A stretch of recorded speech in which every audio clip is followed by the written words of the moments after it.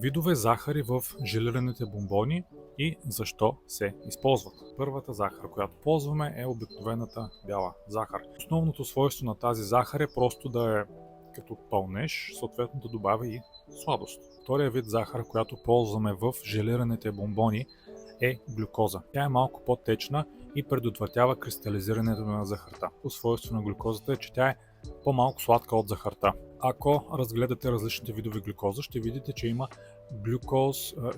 има декстроз еквивалент. Или това се измерва от 0 до 100. Ако захарта има декстроз еквивалент 100, а глюкозата има между 40, 50, 70, зависи каква марка е. Ако е, да кажем, глюкоза да е 70, това означава, че тази глюкоза е с 30% по-малко сладка от обикновената захар. Друг вид захар, която се използва в желираните бомбони, е сорбитол. Сорбитолът има свойството да удължава леко срока на годност, защото задържа влага. Колкото повече е влага, т.е. вода, в свободно състояние има в един бомбон, толкова му се намаля срока на годност, защото се развиват микроби и микроорганизми и съответно пълнежът му влязва. Какво прави сорбитолът? Той задържа тази влага да не бъде в свободно състояние. Последният вид захар, който се използва, е инвертна захар. Тя не е много добра в задържането на влага и може леко да намали срока на годност.